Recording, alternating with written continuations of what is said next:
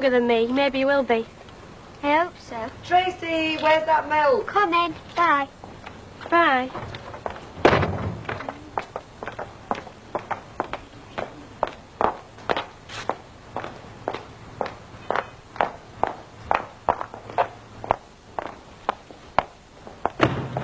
Morning.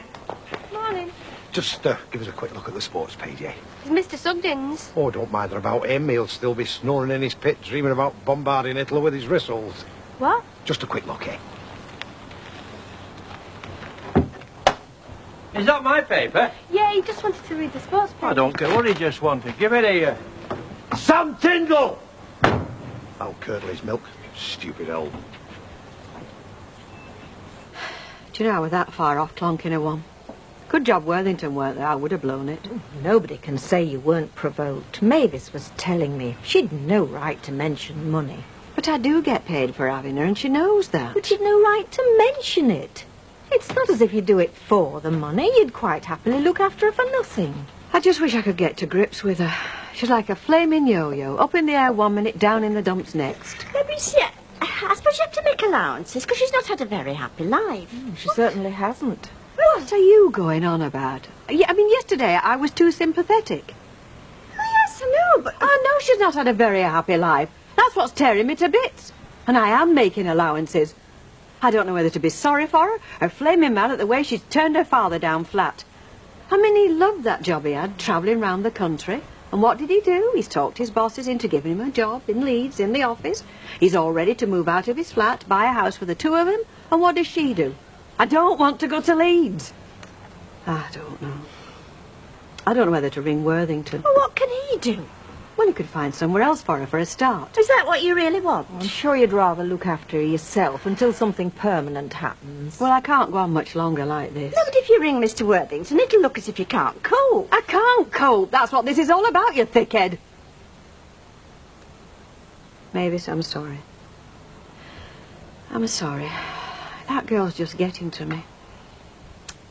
Go on. What do you think I should do? I wish I knew.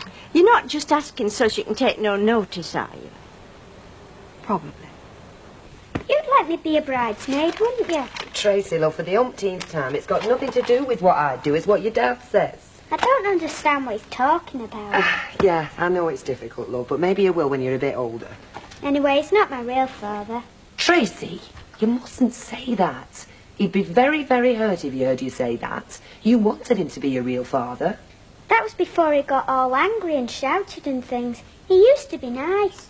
Yeah, well, he still is nice. It's just that he's got a lot to worry about at the moment. We'll have to be patient. See my grey shirt, love, the one with the dark stripes? Oh, I've just washed it. Get another one. You've got plenty of shirts. Oh, I particularly wanted that one. Shall I go to work like this, then? If you want. Anyway, love, I'll say cheerio. I want to get the washing okay. out. Fine. Bye.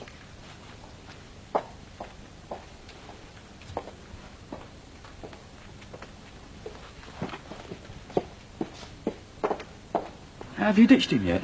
Have I ditched too? What do you mean, who? How many fellas have you got? I mean, Sam.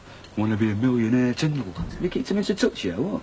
When you get to my age, you don't kick fellas into touch. That's what you youngsters do. We treat them delicate, diplomatic. Well, like get on your bike, you mean, or something like that? No, I don't mean get on your back. You better get on yours, or you'll have that making pat solidifying. Yeah, I think you go as far as to say we've hit the big time. Get away. Oh, yeah, it'll be a toss-up now between who gets a jag first, me or Teddy. Ooh, I can't wait. No, seriously, though, you see, it's these firms. They don't bother with their own transport. They employ outside contractors, you know, like me and Terry. That's the agreement, you see. We're under contract, Watson Duckworth, to do all the deliveries for Baldwin's Casuals. That way, if they grow, we grow. Is that where you've been this morning, delivering? Well, no, I've been on the bins. Terry has. But I'll be weighing in this afternoon, though. Must be hard work. Well, you don't get anywhere without it, do you? No, that's what I say. Nothing like his father, is he, Terry? No, well, there are some fundamental differences, yeah. You're not gentlemen, then. Who says? Light and brunettes. Gentlemen prefer blondes. That's what they say, but they're wrong. It depends who they're married to, you see. Oh, your wife's a brunette. No, she's a blonde. That's why I fancy the other lot. Bit of a the devil on the quiet, aren't you? Given half a chance, I'd put Elnick to shame. I bet you could. So, where did you say you were working? Harrison's, the big shop on Precinct. That's right. Fancy another? Just a gin in now. I won't have another tonic. Your wish is my command. Are you buying her that one and all? Naturally. I hope she's worth it. That's the third. Have you ever known me to fail? Present company accepted, of course. Why? There we are, my darling. Are you sure? Oh, definitely. See, beautiful young ladies, such as yourself, should not be allowed to buy their own drinks. I bet you say that to all the girls. Me, I'm a family man, me. Mind you, with you, I'd make an exception. Could pop round and see you one afternoon. When I'm up next, you mean, if I ever am. Eh? I'm only here for the day. I've been demonstrating a new range of cosmetics, teaching the girls the patter. You mean... Oh, it's a shame, isn't it? I've got to get back to Birmingham. In fact, I should be on my way now. Well, it's been lovely meeting you, Jimmy. Jack. Oh, Jack, sorry. Travelling round the way I do, you get to meet a lot of the wrong sort. But even if you do like brunettes, you're still a gentleman. Bye-bye, love. I'm a mug. I've been watching you. You've been slobbering over that lady from the minute you came in. You're a disgrace to the male sex. You're not wrong, Percy, you're not wrong. I broke the first flaming commandment. I find out the score before you buy the first drink, and I went and fluffed it. Have you no idea of right and wrong? Any idea at all? Percy, if this is a sermon coming up, save it for that barmy mate of yours, will you? And who might that be? Sam, the last of the Red Hot Lovers, Tindle fella. Don't mention him. Oh, I should think not, since he just half-inched your bird. And don't mention her either. Well, that seems to be the end of the conversation. I can't say as I'm sorry. And another thing, if you want to have a look in the morning paper, give me a knock, and I'll show you where the newsagent is. Jack, you never put in for that last gin. There's a pint of bitter, darling. Where have you been? I've been grafting, haven't I? Not all morning you haven't. You've been in that cafe you were seeing. Well, what are you asking for, then? Well, what you doing in there? I've been waiting for you here. I was getting myself some decent grub, all right? Oh, thanks very much. I'll get that. Good, I'll let you. And what sort of a jag are you having then? Or is it a BMW? With him, I'll be lucky if I get a BMX. You get many calls at the office this morning. How do I know? I've been on the bins. Oh, silly me. You know, I should have worked that one out for myself. If I'm out grafting for the pair of us and he's working for himself, then there is nobody to answer the phone, is there? Don't start that again. I've never finished, mate. If you think I'm flogging my guts out for half of what Baldwin gives us, while you're pocketing your own wage packet, you're very much mistaken. All right? Cheers. Cheers. You're the best of friends, really, aren't you? Hey, friends with him? He's a nutcase. Oh, correction, he's not so daft. He just thinks that I'm a nutcase.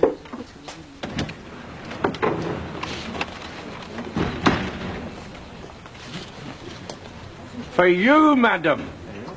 Oh, you shouldn't have bothered. Oh, it were no bother. A pal of mine's got a greenhouse and they were clearing out. I did him a favour, taking them off his hands. Oh, Do you fancy a drink in Rovers later? I can't afford it.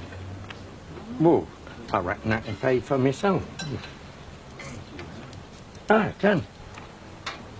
Right, I'll see you in about half an hour. Is that all right, love? Yeah, Rush will be over by then. I shall count the minutes. See you later, alligator. She reckons she is, you know, but she's a right gold digger. I'm not at sort. It takes him all this time to find a handful of copper, never mind gold. It's Percy Sugden's fault, telling you he's a man of property. So he is. 6 falling down houses. Stop it, Martin. It's very nice being courted by a fella you think's got money, even if you don't want it for yourself.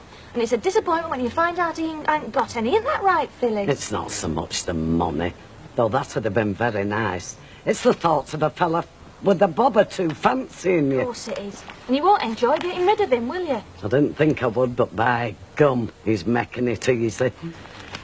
I did him a favour taking these off his hands.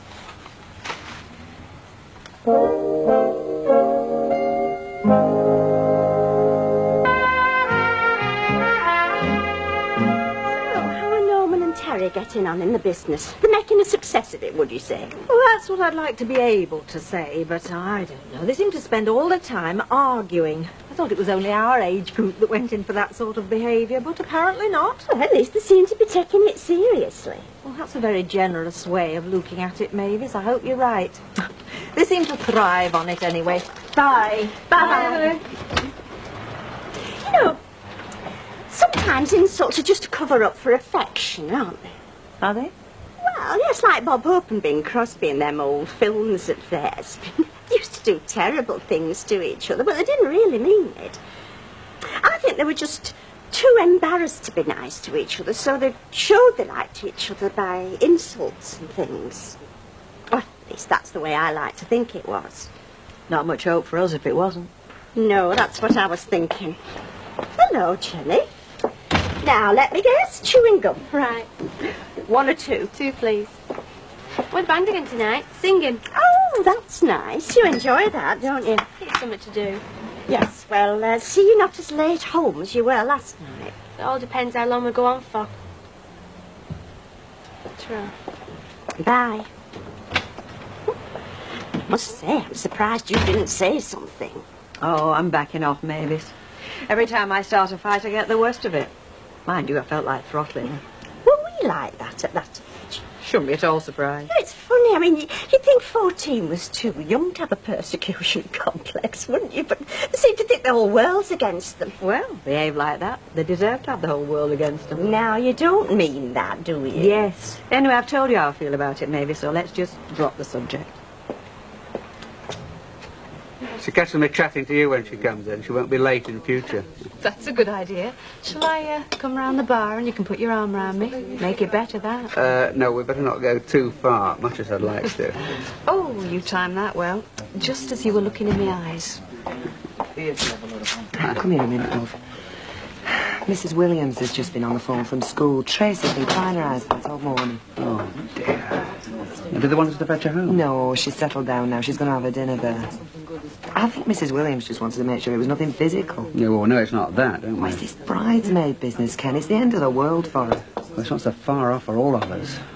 What can I get you? Gin and tonic? Yeah, why not? See if it helps. Are you still stuffing yourself? It's all go for me, mate. I've just been across the road, I wish I hadn't. Baldwin's come up with another couple of deliveries. One in Macclesfield, the other in Knutsford. Well, shall I do them? No. See? I won't get lost, will I? What do you mean I won't get lost? I just saw you come in. I just did. I know, I just saw you. What do you want, Perce? Don't call me Perce. My name is Percy. Keep talking, Mr. Sugden. Or I was going to say, oh, Mr. Sugden, do you move pianos? They're not nailed down yet. Right, a good friend of mine, Harry Mossop, the butcher in Weatherby Street. I've known him 50 years, if I've known him a day. Now, he's just bought a second-hand piano, and it's in Urmston. Can you fetch it over for him? Take a bit of shifting pianos. Oh, there'll be help at both ends. All he wants is transport an extra pair of hands. Now, he's been quoted a price of £50. He thinks it's a bit pricey, so I told him about you. If you can do it any cheaper, the job's yours. Urmston, 43 quid. Right, you're on. Now, there's the addresses. That's where you pick it up, and that's where you drop it off. Right. I don't mean literally. Yeah. OK, thanks. You having a drink? No, thank you. I've got my leathers in soak. I'm going to clean my front windows. But you do a good job. That'll be reward enough for me. Right. And look after that piano. They're delicate things, the musical instruments. Right. Oh, and another thing. He wants it shifting first thing in the morning. Because he can only arrange the help over at Urmston End up to 8:30. So get there before then. Right. And thanks again, mate. We can't do it first thing in the morning because I'll be on the bins and you'll be delivering for Baldwin. Look, you wanted to be a partner, so be a partner. You can call in sick on the bins and fetch that Joanna. Say you've got a bad leg or something. But I haven't got a bad leg. Look, I'll soon give you one, mate. You won't, you know. Well, then think of something else. Well, I suppose I could have a dickie back. Right, so have a dickie back, and I shouldn't be here either. So I'll see you at the yard. 8 o'clock sharp tomorrow. Pick up the van, all right? I don't like telling lies. Well, I'll tell them for you. Something else I'm better at than you are. Shit.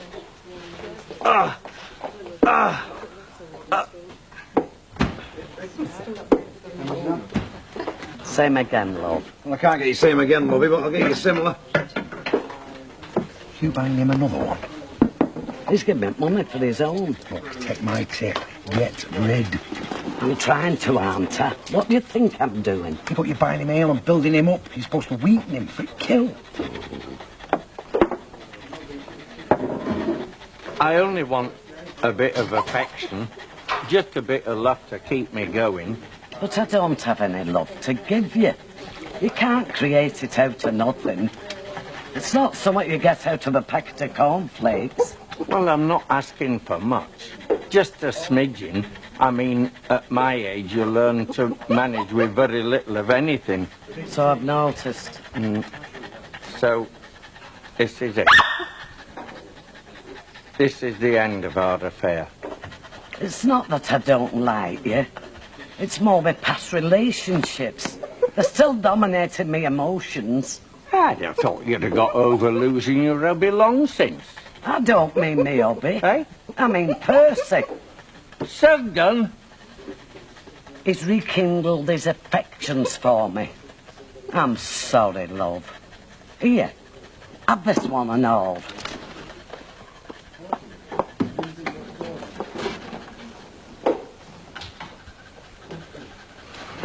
Don't do it. Get yourself a double brandy. Things will look a lot better. Better than that. Get me double brandy and I'll come round and sort you out with it. It isn't suicide I'm contemplating. It's murder. Wait till I get my hands on that Sugden. Oh, here. Hang on to them two for us, will you?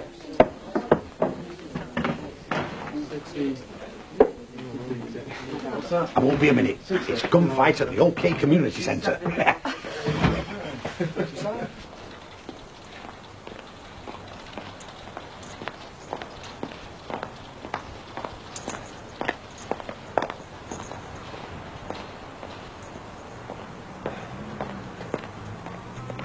I got a bone to pick with you.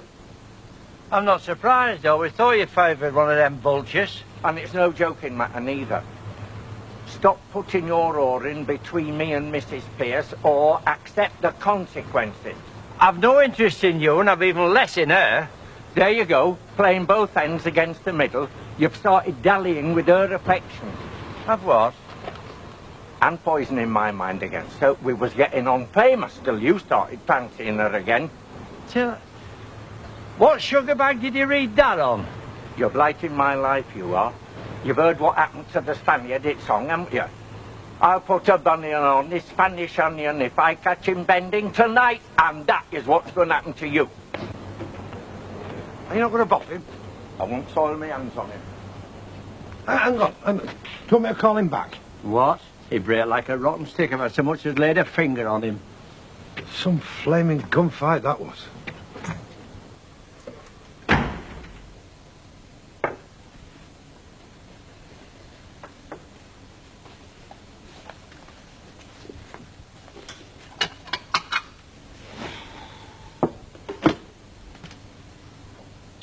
Brewed up. Do you want a cup? In a minute. You nearly hit me last night, didn't you? Not far off. Suppose you don't need reminding that you're supposed to look after me. If you've any complaints, phone Worthington. Number's in boot. Look, I was only late last night because rehearsals went on longer than expected. And you can't walk out in the middle of a rehearsal. I'll tell you why you were late. We'd had a bit of a set to, and you were determined I was going to suffer. That's why you were late. And another thing, young lady, don't tell me how to behave at rehearsals. I'd more years as a professional singer than you've had hot dinners. You? Yes. I earn my living as a singer. Oh, I never did a Royal Command performance, but I never had to go looking for work either. What'd you sing? All over. I was a regular at the Gatsby. The Gatsby? That club on Wellington Road? Hey, that's big time. They had Susie and the Banshees there last summer. Well, there you go. I was also a dancer at one time and all, at the Orinoco Club. No, I don't remember that one. Well, I'm not sure I want to. You're kidding, aren't you? Ask anybody. Ask Mavis. Go on. Can I have that cup of tea now? Yeah, of course you can.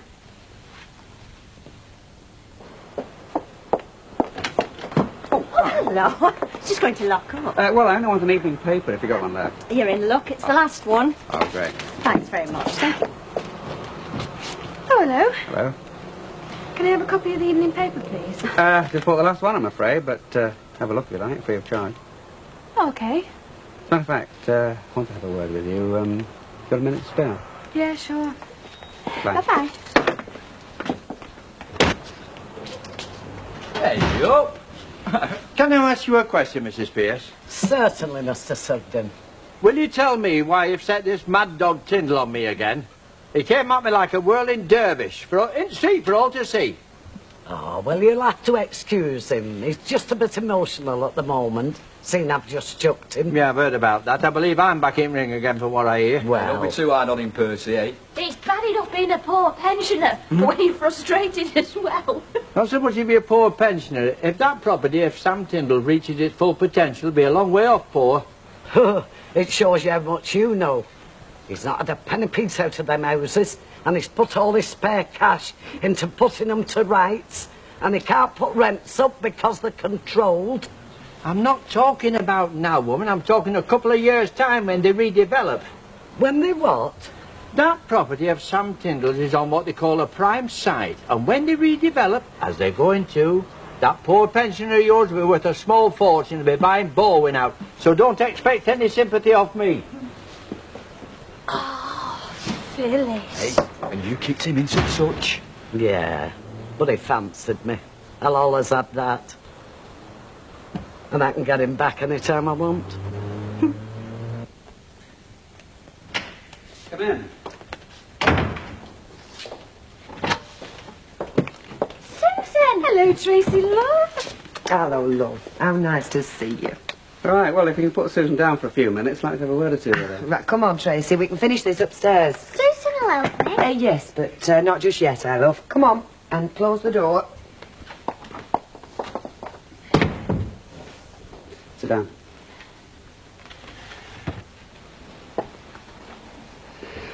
I take it the wedding's still on. Yeah? Well, there's no use pretending. I'd rather it wasn't. But if that's the way it is. I love him, Dad. He loves me. And you want to be married in church. And you want me to give you away. I never wanted anything else. All right. Oh, Dad! Yeah, hold on, there's a condition.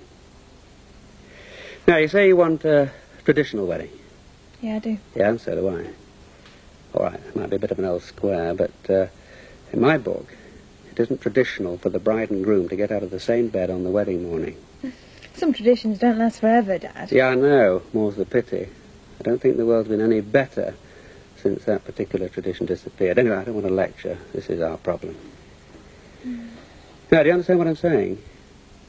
I want you to come back and live here until your wedding day. I want you to be married from here. Well? Well, I'll have to talk it over with Mike. All right. Talk it over and let me know.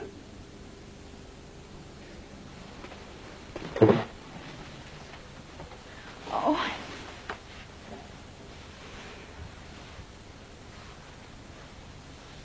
I only want what's best for you.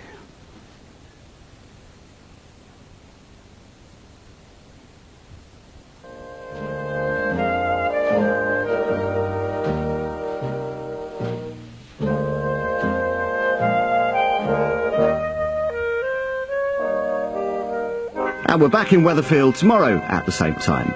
Well, next on Plus, we're off to Beckingdale for Emmerdale.